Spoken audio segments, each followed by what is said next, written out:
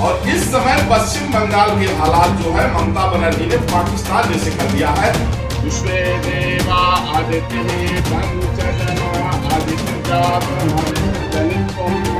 देशवासियों, तुम शस्त्र उठा करके और रोहिंग्या मुसलमानों को, घुसपैठियों को मौत के घाट उतार दो।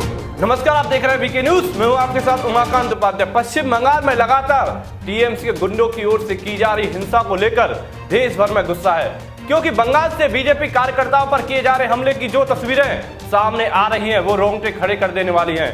यानी कि हिंदुस्तान के बंटवारे के वक्त जो हालात थे कुछ उसी तरह से हालात इन दिनों ममता बनर्जी के बंगाल में देखने को मिल रहे हैं, जिसको लेकर यहां राष्ट्रपति शासन लगाने की मांग की जा रही है। तो वहीं पश्चिम बंगाल में हिंसक हमले और हिंदुओं की जा रही निर्मम हत्याओं को लेकर साधु संतों का गुस्सा फूट पड़ा है।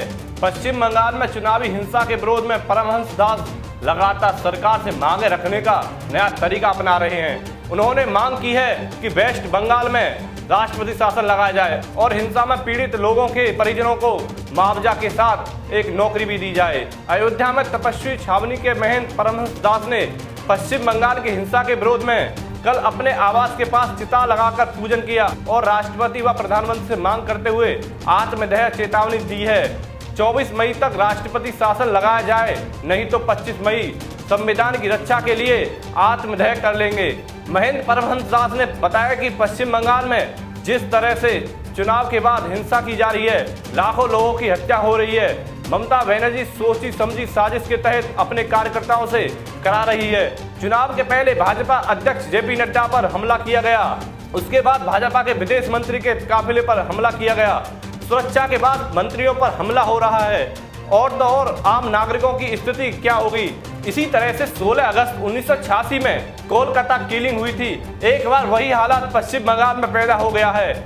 इसीलिए वहां पर राष्ट्रपति शासन लगाने की मांग कर रहा हूं, जिसको लेकर मैं शपथ लेता हूं कि पश्चिम बंगाल में 24 मई तक राष्ट्रपति शासन नहीं लगाया जाता तो संविधान की रक्षा के लिए 25 मई को आत्महत्या कर लेंगे।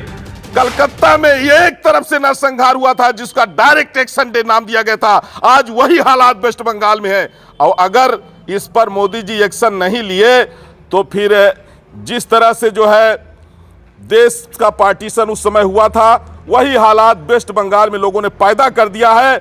मैं उम्मीद करता हूं कि जो रोहिंग्या मुसलमानों को, घुसपैठियों की नेशनलिटी समाप्त करके देश से बाहर किया जाएगा, और अगर ऐसा नहीं होता है तो फिर 25 मई को मेरा मरना निश्चित है। तो इस तरह से बंगाल में चल रहे नरसंहार के खिलाफ साधु संतों ने आवाज उठानी शुरू कर दी है और सूबे में राष्ट्रपति शासन लगाने की मांग की जा रही है। देश और दुनिया की तमाम बड़ी खबरों को देखने के लिए देखते रहिए वीके न्यूज। शुक्रिया।